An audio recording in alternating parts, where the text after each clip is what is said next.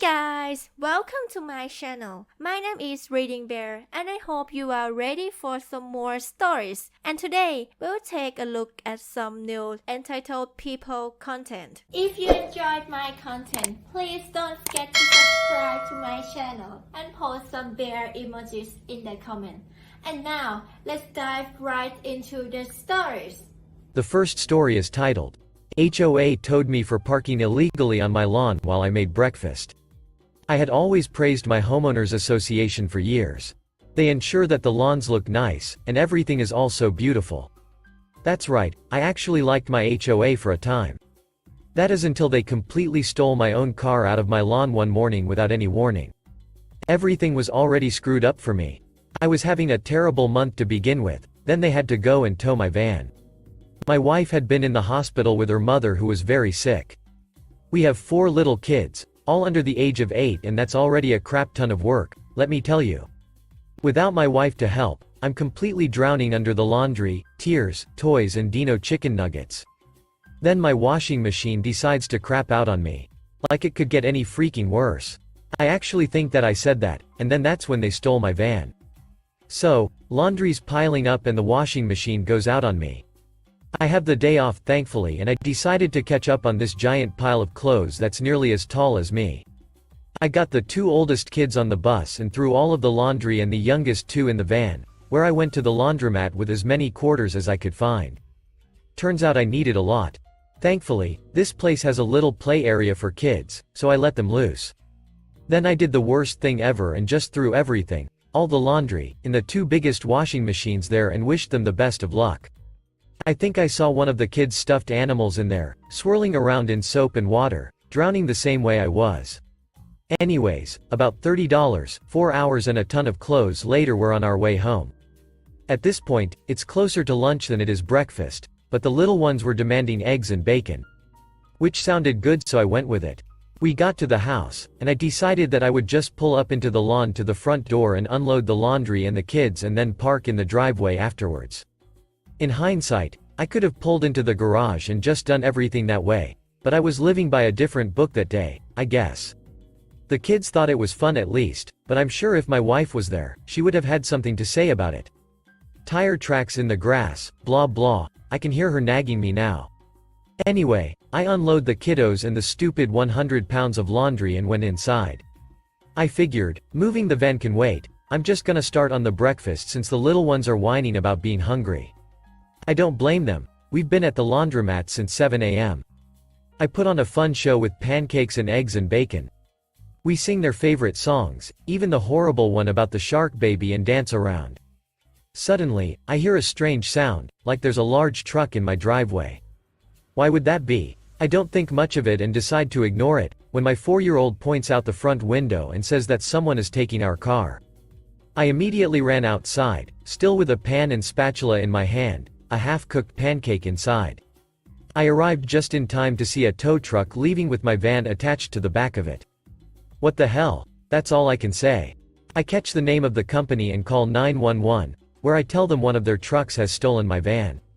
They dispatched someone to check it out and actually pulled over the guy, who told them they were only doing their job. Apparently, my HOA had called them and told them that it was in violation and that it needed to be towed. I'm so shocked and angry. I call my HOA right away and of course, get a hold of some lady that just wants to be snarky. Saying that parking in the lawn was against the HOA's policies and that as a longtime resident, I should know that.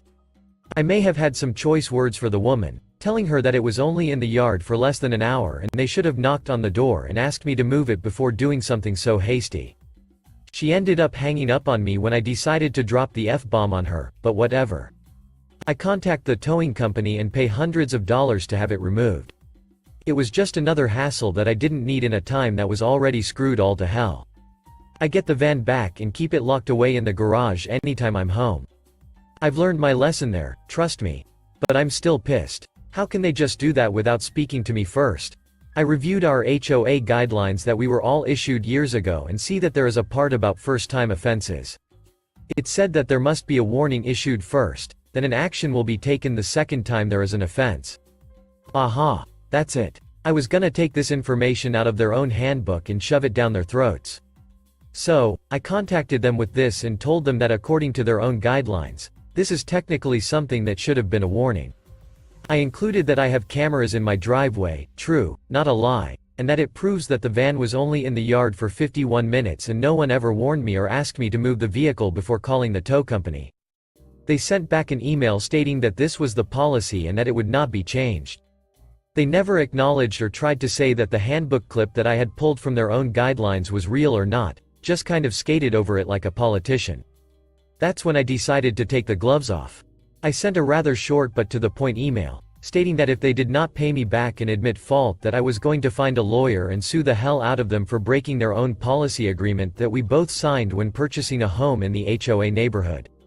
The next email that came through took much longer to receive, probably because they were thinking about how they could screw me, then realized that they couldn't without screwing themselves even more. So, basically all their email was them saying that they were ultimately wrong and admit fault. They agreed only to pay back half of the money because I still shouldn't have had it in the lawn in the first place and that this was my fine, essentially. I suppose I'm happy with this. They paid me back a week later and I have proceeded to follow the rules like I'm supposed to. Maybe I didn't tell my wife about it, and I got into trouble about a month later when my youngest broke the news of the people who stole the car when Daddy was making breakfast. She wasn't too happy to hear about it, but I just told her that it was no big deal and that I had it taken care of. She also quickly realized that this was why the yard looked so shitty and had tire marks from me and the tow truck in it now. Oops, still have to fix that when spring hits. Anyway, I managed to win a small victory against my HOA, but I'll admit that I should probably just avoid issues with them in the future. They have a power that just seems godlike sometimes and it's not anything I want to mess with. The next story is titled, Mom Takes Down the HOA from the Inside. My neighborhood does not have a homeowners association. At least, not anymore. When my parents first moved in, my older sibling maybe 2 years old and with me as a little glowworm, there was an HOA. They took money from the neighborhood in exchange for their services. At first, and for quite a while, my parents just kind of shrugged it off. The HOA shoveled the snow off the streets in winter and dealt with trash collection, so they were doing something worthwhile, right? Ha, no. The city controlled the snowplows and garbage trucks, not the HOA. But still, there was the illusion of effort. And besides, one summer they decided to contact a company to plant new trees all over the neighborhood. The fact that the company was owned by the son of the head of the HOA was totally coincidental. The trees were the beginning of the end for the HOA. Why? Well, my grandma on my dad's side was visiting when they came around to plant the trees. My grandma, who is a certified master gardener. And so, she stared through the windows of our house as the guys planting the trees just dropped the saplings on the grass. Still with their roots inside the bag they came in. No holes dug, no holes cut, just a bagged sapling lying on the grass like a pathetic and sad stick. The saplings laid there all night. No one came back to actually do their job and plant them. My master gardener grandma mentioned offhand that those saplings were going to die unless they got in the soil. And something clicked in my mom's head. She was paying the HOA money, actual money, every month, while both she and my dad worked, taking care of 2 very little kids, sending us to daycare and preschool and arranging babysitters and feeding us, and the homeowners association was just going to pull this half-assed bullshit instead of doing what she's paying them for. No ducking way. So, she showed up to the head of the HOA's house and basically demanded that the trees get planted properly like she's apparently paying for them to. The head of the HOA, so excited for someone actually caring about the neighborhood, made their second mistake. They asked if Mom wanted to join the HOA. She agreed. The trees were planted, but most didn't make it. My grandma was right. First things first, my mom showed up to the next HOA meeting. There were like 5 people there. No wonder they asked Mom to join, they desperately needed the people. So, Mom looked at this collection of white people, herself included, who weren't even paying money to the HOA like the rest of the neighborhood. All the contractors the HOA called in were close relatives of other HOA members and weren't paid by the HOA. After all, they're family. So, my mom started digging. She spent pretty much a full summer taking down the HOA before she had to go back to teaching in the fall. With me carted along after her and my sibling old enough to be in school or daycare, she dug through the years of paperwork detailing the HOA's financial situation. And she found something extremely enlightening. The HOA didn't actually do anything. Well, they didn't do anything to benefit the community. Everything they claimed to do was either covered by the individual homeowner or by the city itself. So, they were collecting money from all the neighborhood residents under false pretenses, and actually they weren't even supposed to be in our neighborhood. Their association's zone was a whole different neighborhood. So, what is a working mother of 2 small children to do while her husband is off at work and she's off for the summer? She goes door to door with pamphlets. Me and my sibling in a stroller as she weaves her way through the neighborhood blocks. Pamphlets explaining the situation and how to stop paying for services you'll never get. Pamphlets that are, of course, written in both English and Spanish to account for the high amount of Latino and Hispanic people in our neighborhood. And naturally, she got a lawyer. And an accountant. It put a major dent in her pocket, but if it meant the entire neighborhood wasn't exploited for money each month, it was worth every penny. Another HOA member helped her sift through the documents and data and pass out pamphlets and encourage people to show up to the meetings but had to back out because of work-related reasons. My mom rolled up to the courthouse flanked by the lawyer and accountant, her kids safe at home with her husband, and had more than enough evidence to get the homeowners association the fuck out of her neighborhood, expose the fraudsters for the frauds they were, and make sure that no HOA would ever push their luck in our neighborhood. It's been almost 19 years, and no one's even tried making another homeowners association in our neighborhood. The next story is titled, "My Neighbor Tries to Determine What We Can and Can't Do with Our Backyard." About a year ago my family moved states for work. We got a nice house in a good neighborhood and most of our neighbors are kind and sweet.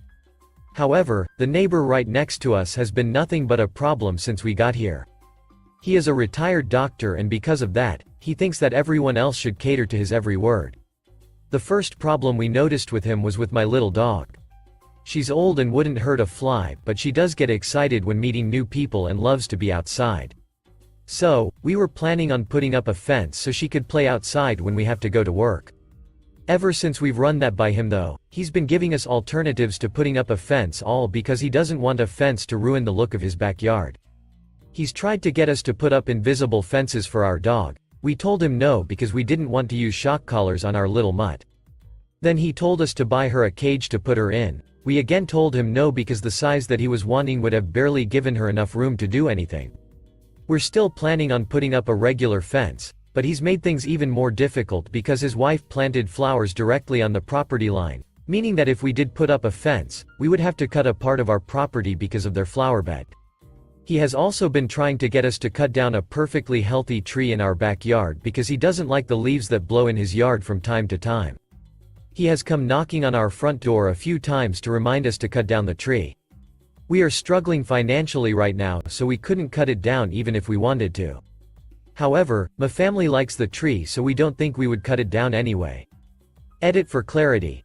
I've seen people talking about how I ran the idea of a fence by him. When I said that, it was more that he saw our dog, asked what we would do to keep her out of his yard, and has been complaining about the fence ever since.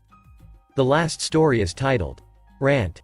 HOA got bested by a ducking squirrel, can't wait to move out. Just needed a place to rant. I owned a townhome for 3+ years now and can't wait to not have deal with the HOA again.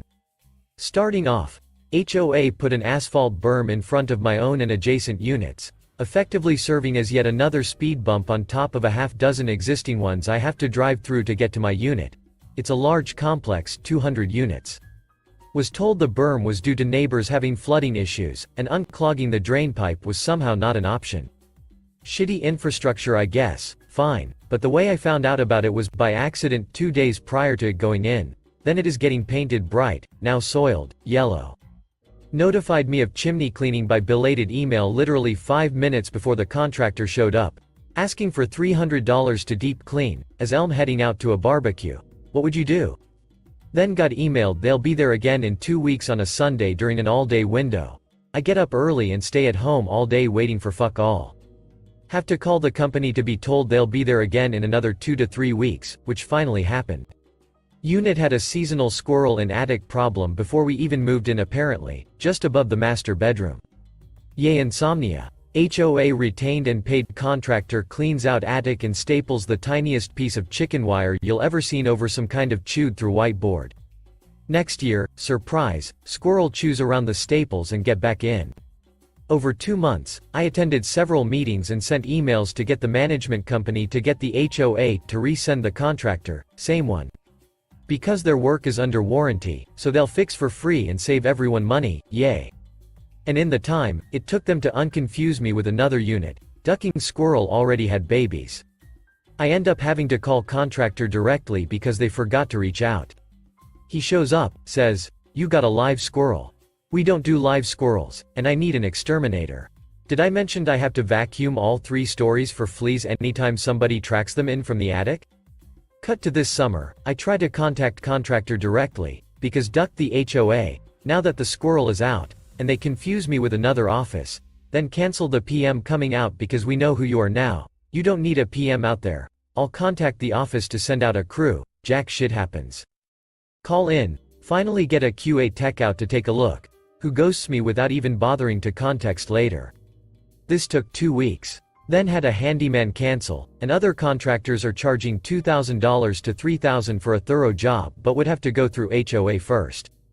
I've had to explain the problem and say the phrase, "Seal the exterior opening, please," to about a dozen different people now since February, and I'm finally giving up. I'm losing it. Part of reason we're selling this place and moving to a rental. Making a decision to not rent this place out, but sell and get the duck out, because I would not wish to add another layer of management bullshit to whoever moves in here. Thanks for reading to this point, needed to get it off my chest. Thanks for listening.